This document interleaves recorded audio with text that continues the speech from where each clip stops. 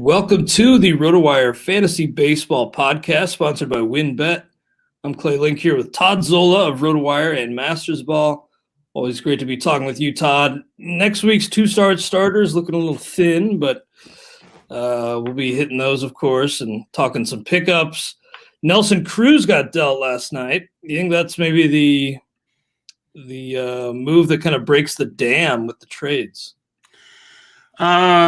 A lot of damning going on from AL East, but a different spelling. AL East fans, I should say. Yeah, we'll see. I think this was inevitable, and I think as some people pointed out, Tampa is very smart. They did it just before series with Boston and the Yankees, and they did it just after an interleague set. I haven't checked to see how many more interleague series they have, if any. But Tampa not waiting, getting out there and getting their guy now, and based on, James Anderson obviously is better to talk about the prospects, but it seems the general consensus is it's not a bad haul considering it's a rental, whatever, 2-month rental, two month and a couple week rental. So yeah, that was the sense I got too. Yeah. So, did no one else offer anything better, et cetera, et cetera, et cetera. So we'll see. Yeah. And the other big question related to it is, will Minnesota continue to deal, or do they feel as though, we're still going to be it's just an off year. We have a chance next year.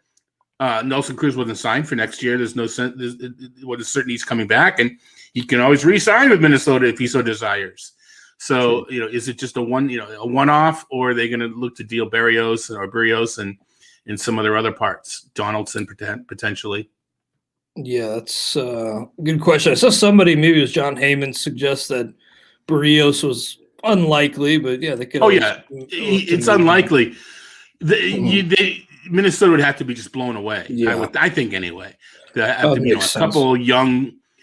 It's kind of in a keeper league where you need a I don't know, a Tarek Skubal. You need a young pitcher who still can contribute at the major league level, because I don't think their window is shut. Skubal and another doesn't have to be. Detroit's not trading Tarek Skubal. I'm thinking fantasy terms. A young pitcher and a prospect, something like that. I don't see anybody doing that. We'll see. It's really not my forte, but we'll see. Joe Ryan was the name I was seeing bandied about in that return for Cruz. Looks like James has already updated his individual top 20 for Minnesota. Looks like it is Joe Ryan third in the organization now, behind Royce Lewis and Jose Miranda. So just wanted to mention that. I imagine, some of these other pieces from Minnesota will get dealt, but in the meantime, at DH, probably a mix of Donaldson, Sano, Kepler. They could all be on the move too, though. Yeah. Astudillo gets a little bit more playing time. And Kirilloff out for the year. That's a big bummer. That is a bummer. That stinks. He was starting, he was going through the ups and downs. You'd have liked to have seen another couple months of adjustment. But very true. It is a bummer. Big news in the baseball world this morning as the Cleveland Guardians has been confirmed as the next name of the franchise. MLB official Twitter account even tweeting that out and showing some logos. The normal blue background and the C hasn't changed much. I was kind of hoping for the spiders myself. It was right there for them, but that's all right. Guardians is kind of bland, but it's fine. Well, I think I'm picturing like the major league movies. They're trying to save money, so the Ian's part at the end is the same. So they just take the piece of tape. They take a piece of tape and they write guard on it, and they put it on their uniform over the end. So kind of like a joke how they're trying to save money by using the same uniforms, but like a piece of masking tape, whatever. Anyway, I was hoping it was never going to happen. Okay. I was hoping for the Buzzards. The Buzzards are kind of a pet bird of Cleveland. The Buzzards return the same time every year. The radio station is the buzzer. It's kind of, it's as I wrote on Twitter, it's a non-majestic bird, and a follower wrote, it's pretty much the polar opposite of a majestic bird. But I was kind of hoping for the Buzzards, but did not come to fruition. I went to school in Cleveland in the early 80s, so I'm little tiny bit familiar with the lore of the Buzzards. I like it. I'm an Ohio guy, born and raised, but from the opposite end of the state. I did have some cousins that grew up in Cleveland and were from there, but nice. Never really was familiar with the Buzzards up there. But I kind of like this logo. We'll see. I guess it goes into effect after this season. So I thought it was after next season. But the Guardians are in play next season. So yep, it's going to have to. People have been avoiding writing Indians. I haven't. I mean, the name of the team is the Indians this year. Mm-hmm. So when I write about them, I'm still writing Indians. I don't think it's disrespectful. It's the name of the team. So we'll see. I'm not. People are literally writing the Cleveland baseball team after Washington. If that was, but their name is still the Indians. So, yeah, we've been trying to move away from it just because they announced that they're changing the name. And it's more of when you're writing. I use Cleveland as much as I can, but it gets to be, as you know, you need to mix it up once in a while. Mm-hmm. So when I need to mix it up a little bit, I will go with Indians. But no, Guardians is fine. I have to. I remember a little bit about the history, and there's a bridge, I believe, named after the name or something. I have to refresh my memory, or that's what the internet is for. I do remember a little bit of the history as far as that goes, having spent 4 or 5 years in Cleveland, without the summers, of course, because came home for the summers. I went to school in Cleveland. Oh, I think you've told me that before. That's cool. Yeah, I think that name is decent. I'm gonna have to get in the groove like pretty soon because we start on the magazine like right after the regular season ends. So I'm gonna have to get in the groove of writing Guardians in the outlooks this year. But Todd, let's talk about some pickups. Zach Gallen was actually the most highly priced player in free agency last night in the Stake League. Not really surprising given he was out there. He's been pitching pretty well. He just had a bunch of injuries this year. I think 3 separate trips to the IL. So he's been kind of frustrating, but obviously if he's out there, I'd go pretty aggressively after him as well. Then Brandon Marsh kind of headlines the players widely available. Hard to know, but I get it. Like, offense is hard. I've kind of, when it rains, it pours. And on a few of my teams, it's just been brutal with injuries lately. Guys like Brandon Crawford, Jazz Chisholm, who were great surprises early on, losing them has left me with some voids. So I'll probably be in on Marsh. I did not have enough fab to acquire him. He was 16, which tells you how much fab I have remaining. I probably wouldn't go that hard after him, but I get it in this landscape. Well, where's he going to play? I mean, this week, Justin Upton's back, and Taylor Ward was sent back to the minors. Mike Trout's coming back soon. He's doing all sorts of things. Isn't Trout coming back soon? We have a note that he's ramping up his activity. Mike Trout ran the bases, participated in outfield drills, and took some batting swings Thursday. You have to imagine he requires a rehab assignment, though. Maybe not, actually, with Trout. Well, you never know, but it won't be very long. Yeah. And so now you've got Upton and Trout playing when healthy every day. They just acquired the Angels' Adam Eaton, who it's Adam Eaton, right? But he's still going to platoon. And will he platoon?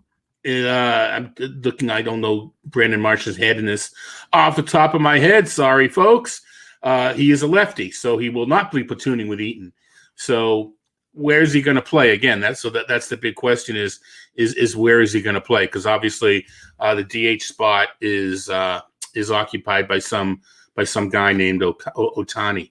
So I do like Marsh as a short-term pickup, but I don't, and this isn't to say, I mean, if all 3 outfielders were hurt or Eaton can get hurt, it's not to say they can't get hurt again and Marsh gets some run. But I think that's the danger. Nick Castellanos is another injury I'm dealing with in a lot of spots. Could miss several weeks. Wrist, microfracture in his wrist. Huge blow to the Reds, too, who were really looking up heading into the break. Then they come out of the break just there were some good. I mean, I know you're a fan, et cetera, et cetera, et cetera. That was a fun series with the Brewers. I know the Reds came up short, but it was a fun series. As is right now the Dodgers-Giants. That's a blast to watch. Tight games all the way. Yeah, Giants are amazing. First team to 60 wins this year. Yeah, and the Giants are not. I mean, I don't make a statement. Let's be cliche, but they're they did not back down this week to the Dodgers. Come from behind victories, et cetera, et cetera, et cetera. Walker Buehler looked really good last night, but I think that's going down to the wire, and the Padres are still there too. That's going to be a fun race. Yeah, that absolutely will be. The Reds had that series with the Brewers going into the break where they got the better of the Brewers, but then the Brewers got the better of them coming out, and it's just been a rough slide.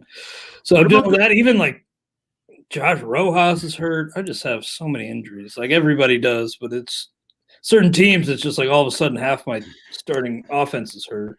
Yeah, what about the news that Nick Senzel is going to be getting reps at shortstop? So that's so annoying. Can't they just? I mean, imagine if you're that kid just getting jerked around all over the field. I mean, how can you concentrate on doing anything? Plus, he's had these health issues. Yeah, I feel for him. I guess the first thought was if a guy can't stay healthy, you want to put him at shortstop. But if it clears up the playing time, I suppose. But yeah, I just that's a little interesting. Tucker Barnhart was added. John Nagowski, who we talked about a little bit on our MLB show a few weeks ago. Willie Peralta, Mike Moustakas picked up then for $1. I didn't expect to get him for $1. Paul Sewald. Now, I was calling him Paul Sewald last week, but I went in search of some highlights to see how it was said. It is Sewald. So I was pretty happy to get him for $1, dropping Brady Singer. That Singer pick was brutal all year long. But I like Sewald and what he's doing out in Seattle. I don't know if he's got the full share of the closer job, but looks like he's got a partial share. I am not so sure. He's been lit up the last 2 times out, which may be why you got him for. I mean, one of them it was Colorado and at the Angels, a couple of decent offenses. No, I didn't, and I thought. Graveman. I believe someone else going to say, but Seattle's a team that could move some relievers as well. So I think he will get a save here and there. But I think that the ones that he got consecutively a week ago were more out of just timing. Graveman got one in Colorado. So we'll see. I think I wrote about him too. I agree he's a good pitcher, and I'm not going to let 2 outings, especially one of them in Colorado, deter my thought. And I know people, I don't say I'm dealing with this. It's nearly not what kind of strong terms.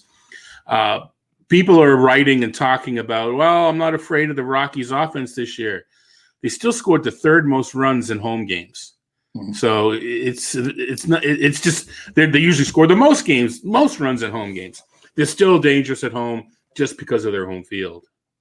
Those 2 home runs Sewald has allowed his last 2 outings, the only 2 he's given up all year. So he went, wow, I knew about the LA outing, and I guess I just kind of seen his overall numbers still looking great, and I didn't realize he's giving up homers and back. I think it's still a good pickup. Oh yeah, it's a fine pickup. I'm not. Yeah, it's just 27 appearances without one, and then back to back with a homer allowed. Yeah, and he still struck out 4 guys in those two innings. So 26 straight appearances without one, not 27. Just wanted to correct myself. Behind him, though, Trevor May was $1, and then into the $0 bin, Glasnow was added. I wonder if is he making pretty good progress? I guess he's feeling pretty good, playing some light catch. So that's maybe September stash there. Bradley Zimmer, Travis Jankowski, Daniel Hudson, Miguel Andujar, Reed Detmers. That's where we're getting down here. Michael Franco. And then I picked up Jake Berger, who James was talking about on Wednesday. And really small sample, but it's impressive to see this guy come back from not playing at all the prior 3 years in pro ball. 2018, 2019, and 2020 he missed. Tore his Achilles, then retore it. Now he's coming back playing at the highest level and playing pretty well so far. Yeah, at bats will be somewhat of an issue. You kind of I don't say glossed over, but Trevor May is interesting. It's Edwin Diaz doing Edwin Diaz things. That is looking unhittable, except for like a 2 or 3 game stretch where it looks like he's throwing underhanded, and it's just a matter of will this Mets regime give him a long enough leash till where he gets his stuff back. Obviously, May picked up a couple of saves, which is why he's picked up. But Same with the Yankees and Chapman. I can't imagine either New York teams not using their guy. I think it's just a blip, but it's magnified under the two different New York spotlights. But May's just a good pitcher in general. Yeah, but Berger, it's at bats, right? He was full time. Then some injuries. Players have come back from injury, and once Eloy Jimenez comes back, and Luis Robert, he could get squeezed a bit. Yeah. So and the K's have started to tick up in recent games too. Yeah. But it's a short term. I mean, you picked him up short term because you need help, right? Yeah. So you didn't invest as if he's going to play the rest of the year. Jake Lamb's coming back too. So the White Sox will have an interesting logjam coming up. It's going to be nice because they've been using Adam Engel and Brian Goodwin's performed pretty well. But Grandal's still out. Zach Collins has been playing a lot of catcher there. It's interesting. We talk about the Yankees and their injuries. White Sox have their share. I'm not going to compare the two teams, but they have their share, and they also have the biggest division lead right now, don't they? Is that the case? I think. Yeah, I think they have the biggest. Well, part of it has to do with the division, right? Yeah. But even so, right? I mean, they've lost Madrigal, and we mentioned Jimenez and Robert for a while. I mean, they let go of Adam Eaton, so they've been playing without any of their starting outfield. And their catcher, who was supposed to be one of the best fantasy catchers. So kudos to what they're doing. Yeah, I'm not going to compare it to the Yankees, but it's been interesting to see what the White Sox will be able to do, and they could be dangerous once they get everybody back. That's very true. I was glad to see Yermin Mercedes back playing yesterday. I just hope he's all right. I know he was thinking about maybe stepping away from the game for a little bit, but then he was back in action. I wonder if we see him again pretty soon. I don't know. To me, it was just a kid. I don't want to say knee jerk, but social media. I mean, how many? I've quit my job a lot of times. I just didn't tell anybody, and I was back the next day. I think it was one of the games I was watching. La Russa was getting all the blame for calling him out for 3-0 and everything else, but I heard one report, and I did not follow it up because I'm sure it's on the internet somewhere, about how Tony La Russa reached out to Yermin Mercedes last night or yesterday, whatever it was, and is one of the reasons why he came back. So, of course, that doesn't get as much play as Bad Boy La Russa does, right?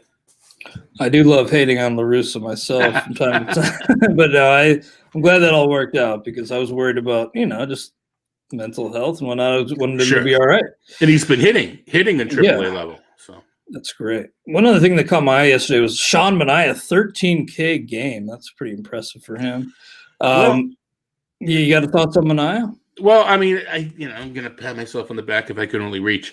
When I did some tiers beginning of the year, I put Sean Manaya in the ace tier. And it wasn't because he's an ace. It's because he had the potential to be an ace if he improved his strikeouts. They're still not at ace level, elite level, but they're certainly higher than they've been. And I think Manaya is going to be one of those pitchers that is pushed up next year, especially if he continues on this track and finishes the season strong. I think this past year was the year to get in keeper leagues, et cetera, was the year to get him cheap because I think the price is going to go real high. Yeah, it felt like it kind of came out of nowhere, but I guess Manaya has had a couple double-digit K games, and he's been pretty good and just kind of quietly putting together a real nice year. He did have a couple of really bad outings kind of early-ish. Yeah. 128 Ks in 116 innings. I mean, he had, in his last full season, 2018, he had 108 Ks in 160 innings. So he's well over a K inning. And strikeouts, you have to compare it to the norm, and strikeouts are going up. But he was one of those guys that, everybody that's in this industry has a guy that I have with Manaya. And we have, we don't talk about the 9 guys we get wrong. So, it just happens to be one that I remember.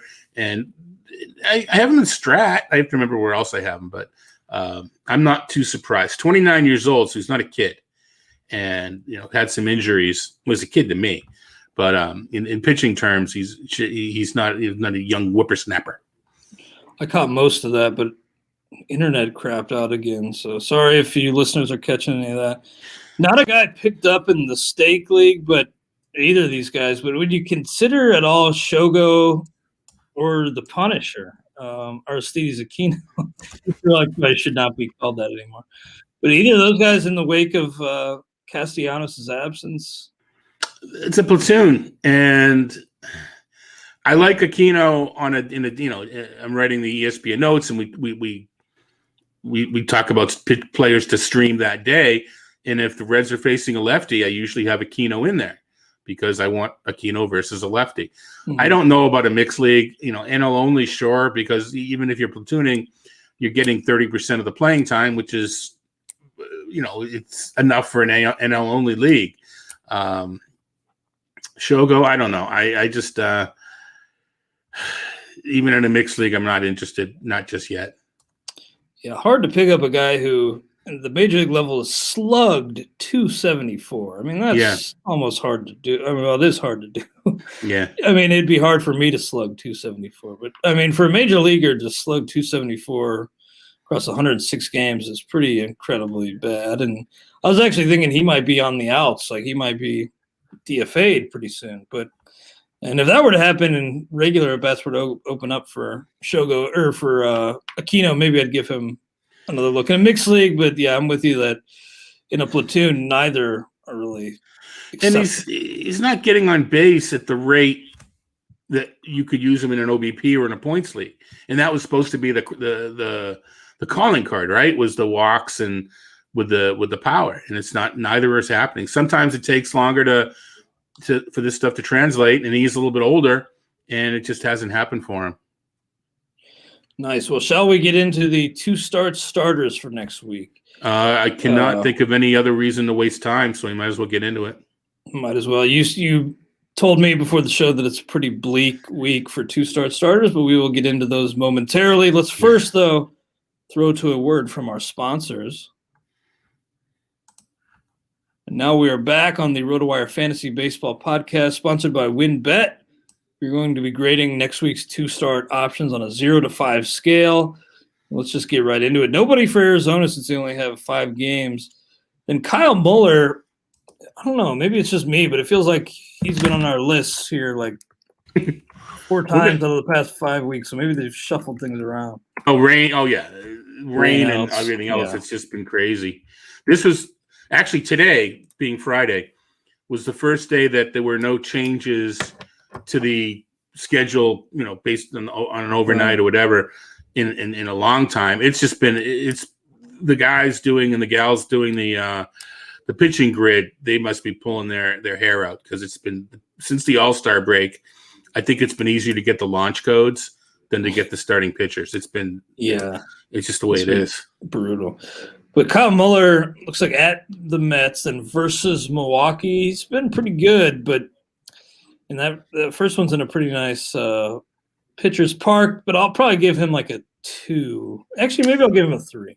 I'm going to go 2. He's not striking anybody out, and that that is a that could be an issue. Well, lately the last game he didn't strike a lot of guys out. I guess for the season, 23 and 19 2/3, but I'm still going to go with a 2.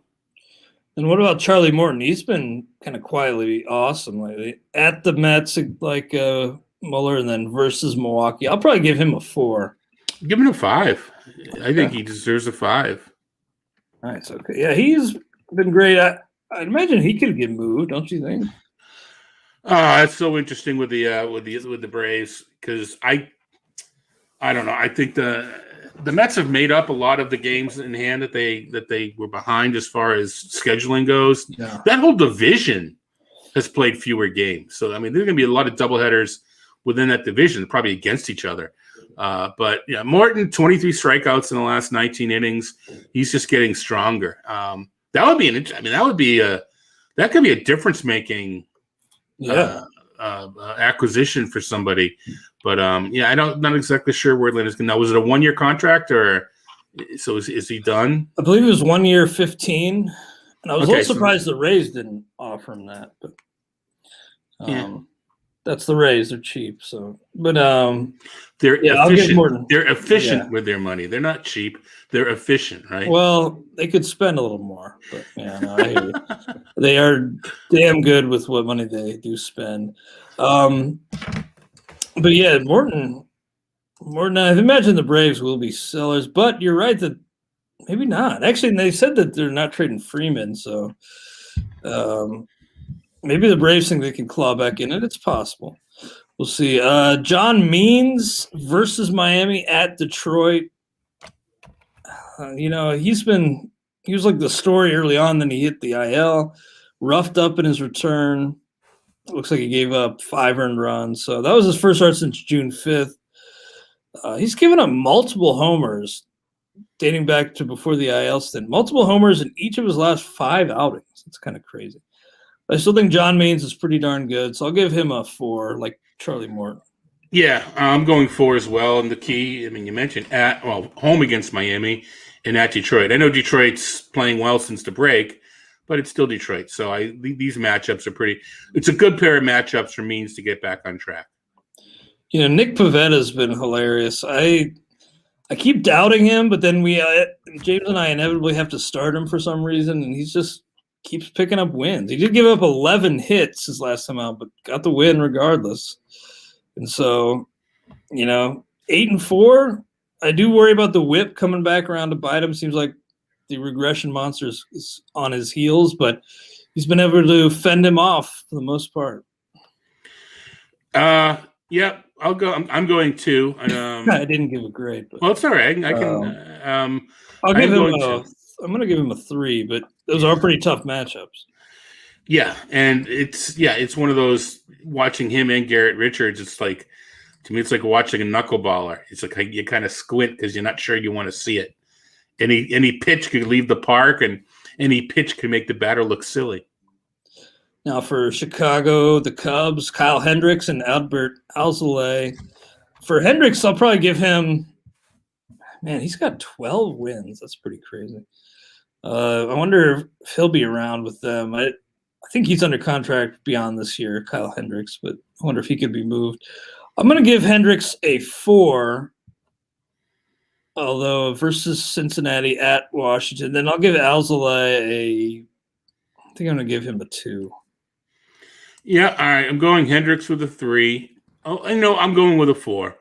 He hasn't fanned guys lately, but it's just matchups, etc.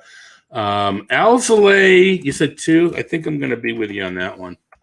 I think I'm probably going to be. He does strike batters out. I actually have him in the 4 range. That seems a little high. I'm going to go 3 with Alzolay. Okay, I got 2, but I'll get you down for 3. Yeah, he's striking batters out, and that counts. Yeah, I hear you. Now Wade Miley, he's helped keep the Reds afloat. Jeff Hoffman, however, I wonder if they're going to bounce him pretty soon from the rotation, go back to a 5-man. So Hoffman, I'm going to actually give him a 0, but Miley, I think, is a 4, rock solid 4. To me, he should be a 5. He deserves a 5. But you say Wade Miley 5, and you my computer laughs at me. But it's hard to get over that. Yeah, I'll go 4. They're the road matchups, which I don't know, if you play in Cincinnati, pitching on the road is probably not so bad, especially when one of them is in Shea, and I was going to say Shea, and in Citi Field. Well, I did say Shea, but then I stopped myself. So I'm going to go 4 just because it is Wade Miley. No 2-star starters for Cleveland. They only have 5 games next week. Hard to believe. Yeah, hard to believe their rotation at this point. Hedges, Quantrill, Plesac, J.C. Mejias, who's been brutal. McKenzie. I'm kind of wondering if Shane Bieber, if they maybe just shut him down or something. I've been stashing him in a couple of leagues. Yeah, don't you think you still need to get some kind of an innings base? Yeah, that's probably true. Just built up for next year, heading into off season. Right. Kind of wanted to check up on his progress. He's been playing catch. He resumed playing catch earlier this week. So still a ways off, so we'll see on Beaver. Herman Marquez and Austin Gomber for Colorado. Those are both road outings. So at the Angels, at San Diego. Not really tough not really easy offenses, but you love when these guys are on the road. Marquez has been pretty darn good at home even too. Gomber got Gombered at home, but he's otherwise been pretty great. So I think I'm going to give both of these guys 4s actually. I'm giving them 4s. I can see the argument for Marquez getting a 5 based upon it's a weak it's a poor week for 2-start pitching. So those with 2 starts get pushed up a bit. So in another week, he would probably be a 4, but relative to the field, I think Marquez could be given a 5. I'm going to give him a 5 this week because I think relative to the field, he deserves a low-end 5. Now, we say this every week, but these are very tentative, and I do wonder at the end of next week after the deadline how much these will be reshuffled. Well, there's that, yeah. Well, so the deadline's Friday. Mm-hmm. So, I mean, we could be, trades going down Wednesday, Thursday, or, we're on Hug Watch right now, right? This is Hug Watch season, and it's also make sure you're not getting fooled by a burner account. Always season. click through. Always click through to see. Check to see if it's Ken Rosenthal or Ken / Rosenthal, right? Yeah. Make sure it's the right one there. Yeah, you have to be really 100% sure before you hit that retweet button. Now, Dallas Keuchel, Dylan Cease at Kansas City versus Cleveland. Cease, I'm not going to give a 5, and I don't think I could do that with Keuchel either. But I'm going to give Keuchel a 4, and I'll give Cease a 3. Man, I'd like to give Cease a 4, but is he consistent enough for a 4? Those matchups are so good, though. Mm-hmm. I'm going to go 3 and 3, and with the caveat, Cease could easily have a week why we want to remember that he's going to be a frontline starter in a couple. Did I just turn him a Boston accent? Starter. A frontline starter in a couple weeks, within a couple years.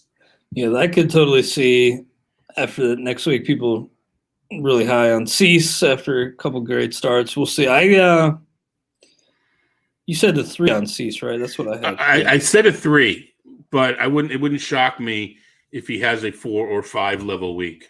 Yeah, totally. Now, I dropped Matt Manning in the Tout Wars head-to-head league. Could be a mistake. He's got Minnesota on the road, then at home against Baltimore next week. I imagine, Manning probably will be picked up if he's still out there because he's got that prospect pedigree. Hasn't really been great so far, though, and really wasn't good at AAA this year either. Right. So it's been a couple years since he was actually thriving in pro ball. Yeah, I mean, dropping him in a redraft league's fine, and again, he may get picked up this week. I still believe in him long term. Not so much, just reading what other people are saying is why I believe in him. I have him as a 3 this week. It may be really a 2, but Minnesota losing Cruz, and who knows what else is going to go on this week. The matchups are nice. What about Tyler Alexander? Any reason to think about picking him up? I'm going to give Matt Manning, by the way, a 2, but you said 3. I'm going to go down to a 2. I don't think you can count on him for 5 innings. I don't care who the competition is.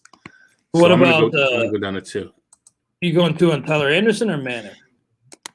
2 on Manning. Oh, Alexander gets a 0 for me. Oh, yeah, Alexander. I said scroll him Tyler Anderson.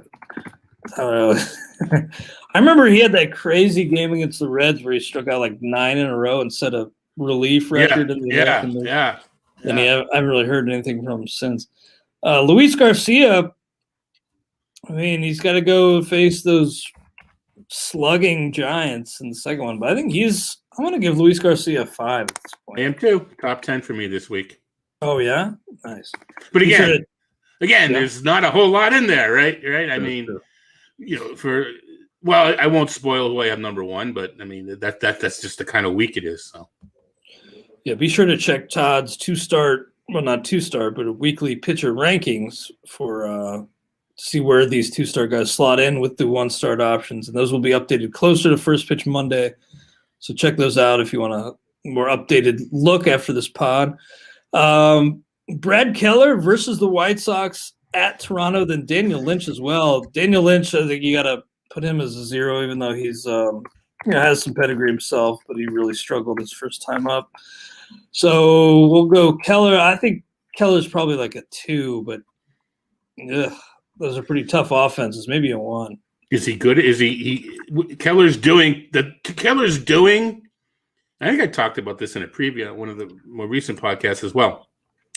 He's now pitching the way I thought he'd pitch, but in order to get, not great, but not good, but back end streaming in a mixed league.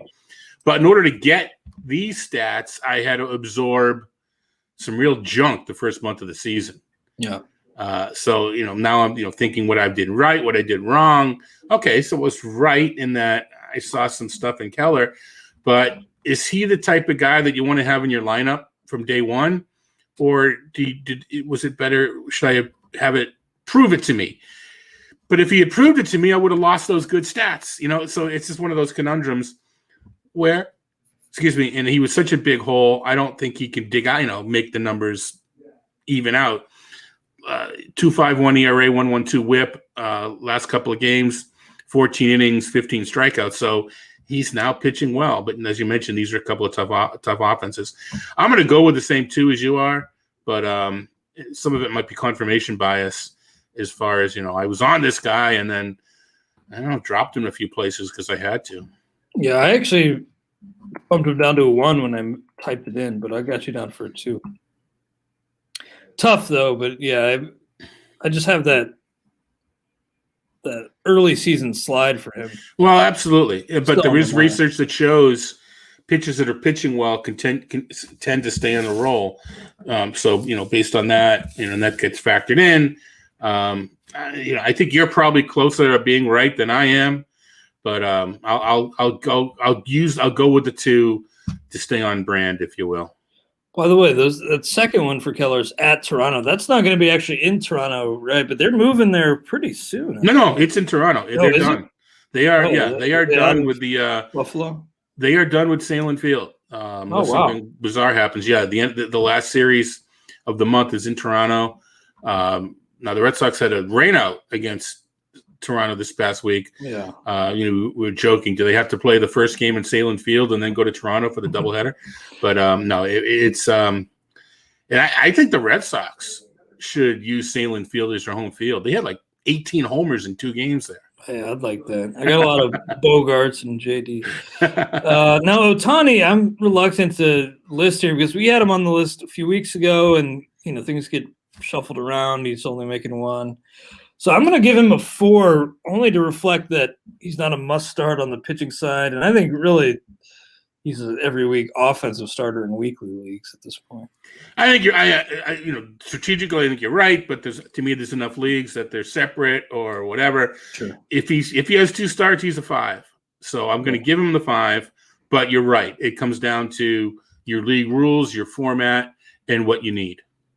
Very true. Now, Luis Arias at San Francisco at Arizona. You love getting Arizona at any point. And who can imagine what that 8-1 lineup after the trade deadline could look like for Arizona? So I'm going to give Arias a 5. He's a 5. And I've got 3 guys. And he's in my top 3. And I haven't really finalized the rankings yet. So he's one of the 3 guys that compete for the top overall spot. And that kind of, he's good.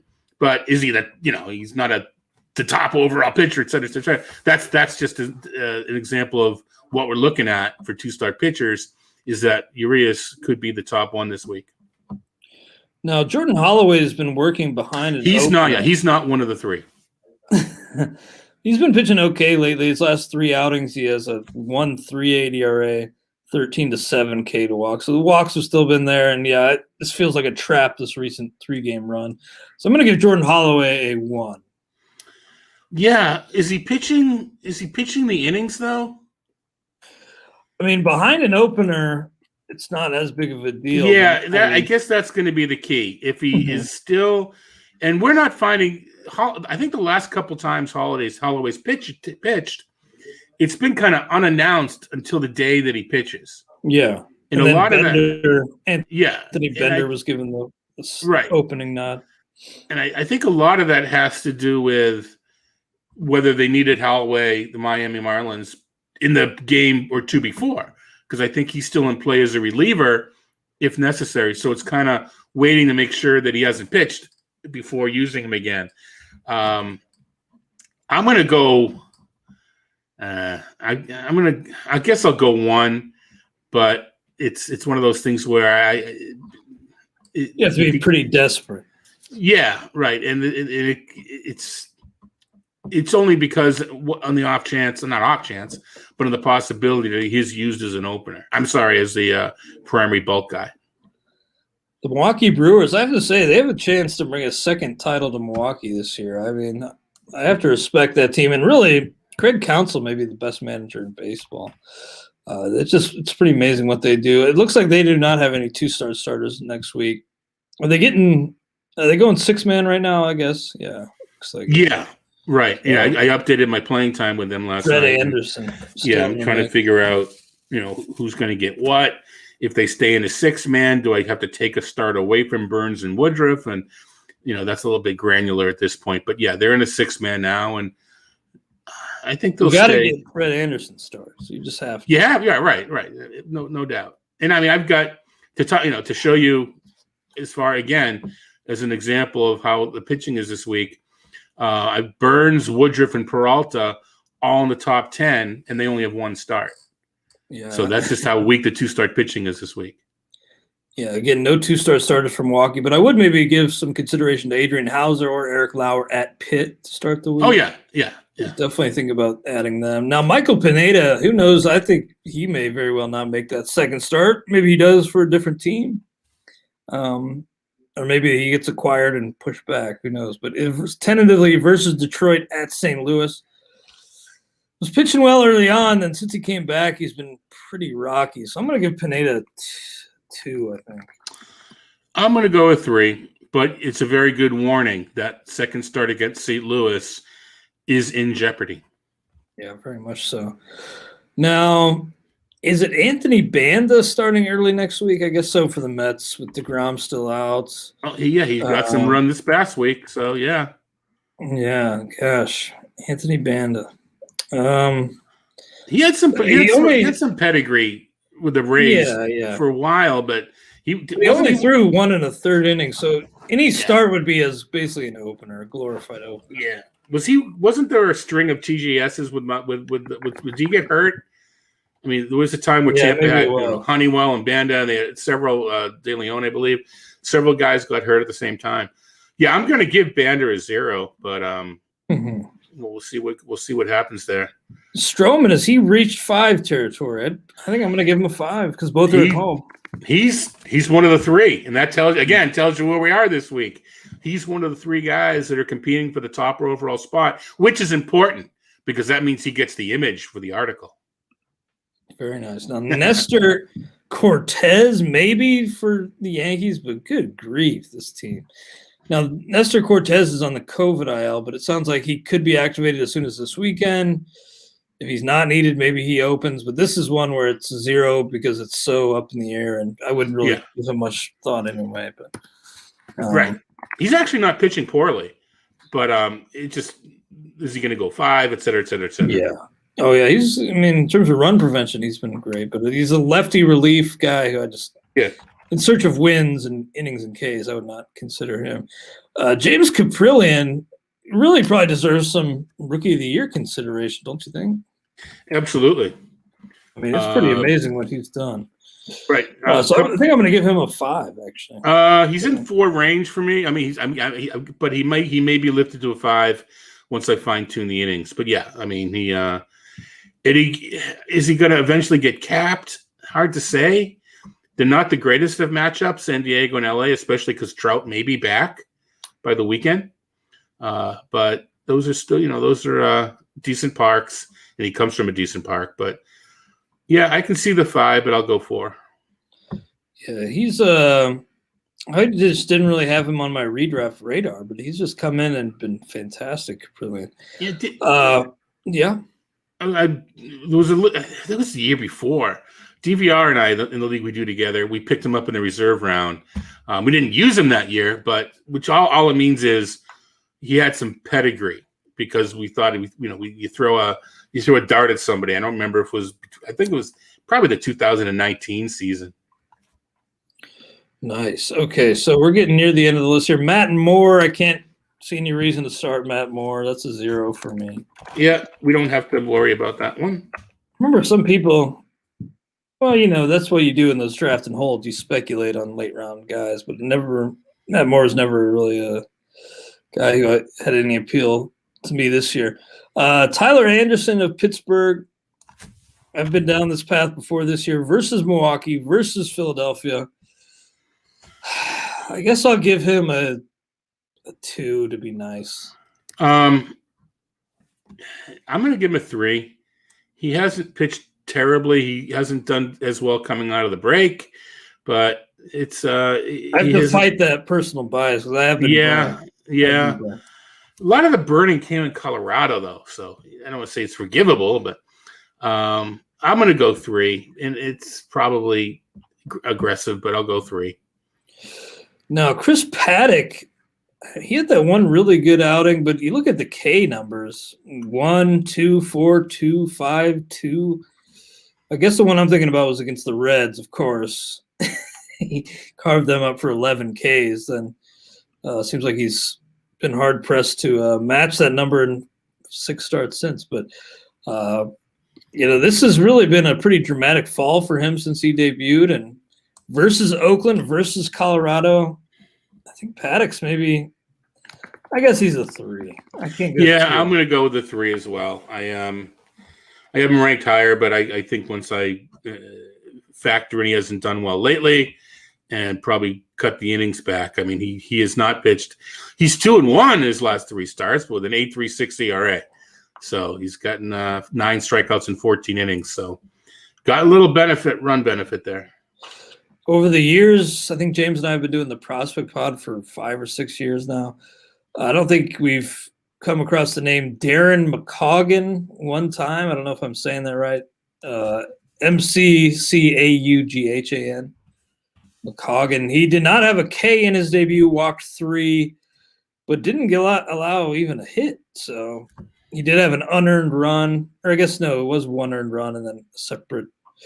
Just one earned run, but no hits, 3 Ks, no walk. Or 3 walks, no Ks. I'm easy for you to say. Struggling on Darren Mccoggin. I'm going to give him a 0. I am too. I actually had to make a projection for him to get him onto the chart. I unfortunately he had some minor league numbers, so he was in my database, but I just I hadn't projected him. Going to go 0, even though he didn't pitch poorly in his first start. But yeah, it's at Houston or versus Houston's tough. At Texas, you like. Maybe that's a DFS start. I don't know. But no, he's a 0 for starting. Now, Logan Webb's doesn't get much tougher in terms of matchups, even though the Dodgers are a little thinned out. But versus the Dodgers versus Houston for Logan Webb, I'm probably going to give him a 3, put him on that Chris Paddock level, but it's kind of shaky. Yeah, I mean, I know it's sort of a different topic and, whatever, but what about Cody Bellinger?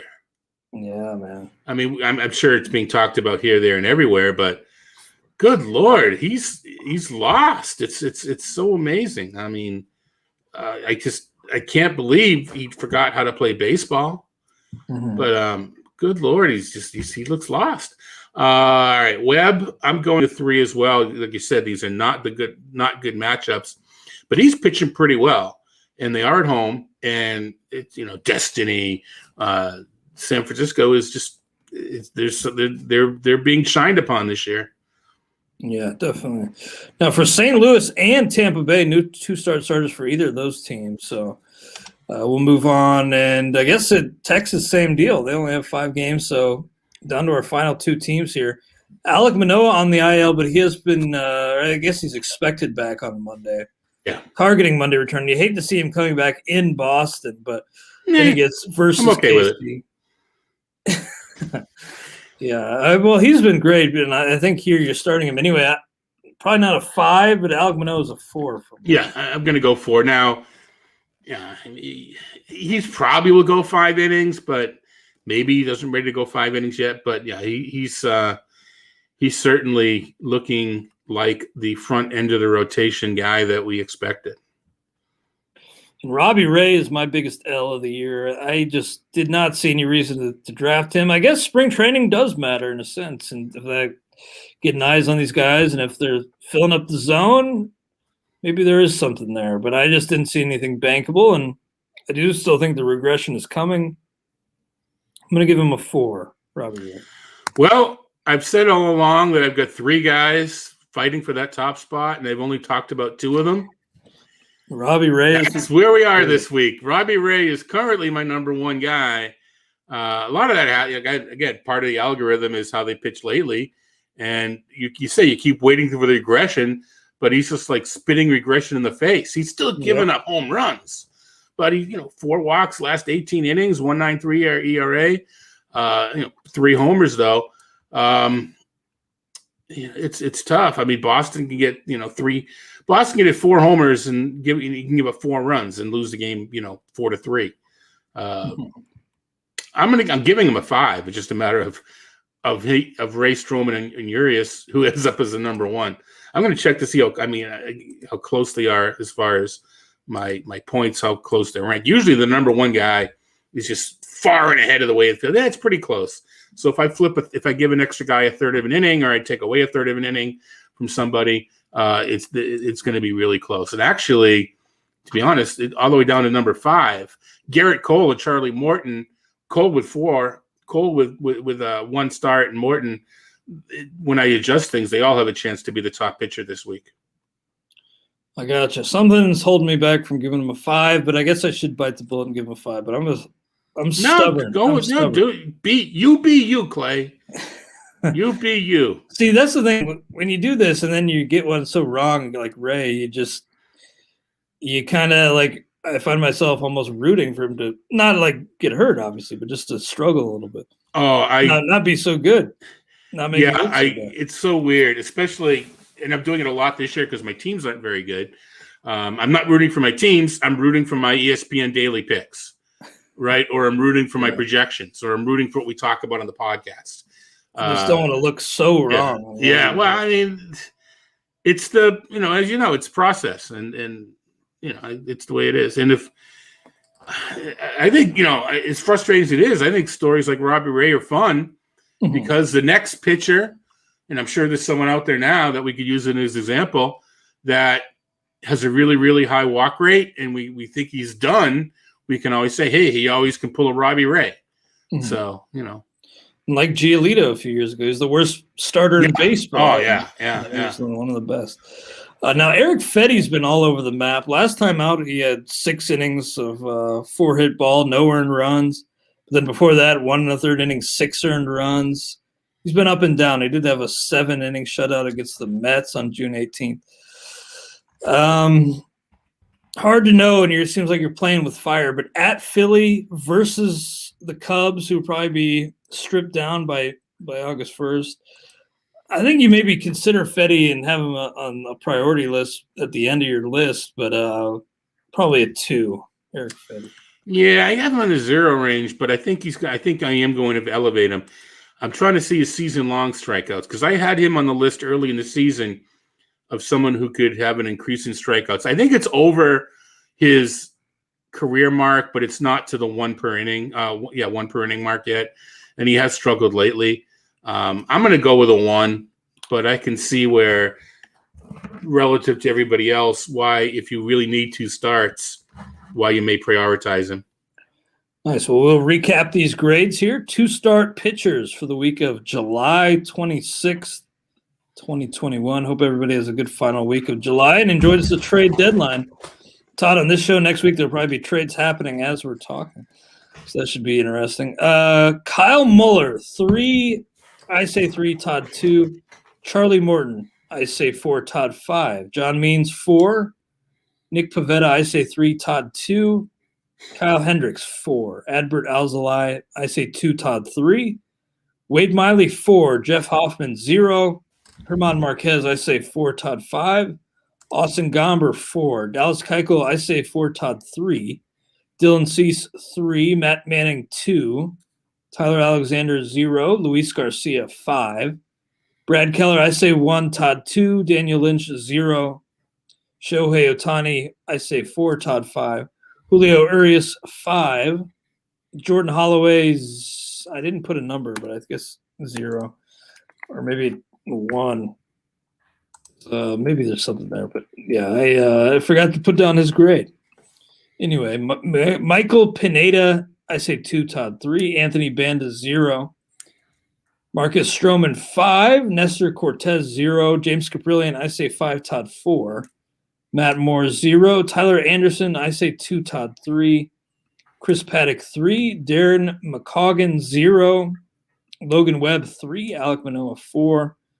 Robbie Ray, I say 4 stubbornly. Todd, 5. And then Eric Fetty, I say 2. Todd, 1. Todd, anything else on your mind today? It is, it's trade time, right? That's right. And it seems like we maybe have a hold up with the internet again. So I'll sign off. Top table this week is on trading. So all right. Sorry about that, Todd. It seemed like our internet slowed down for a second, but I appreciate everything, man, and look forward to talking with you tomorrow on MLB Network Radio. Same with you. Have a good one. You too, guys. Thanks you, and we'll catch you next time on the RotoWire Fantasy Baseball Podcast, sponsored by WinBet.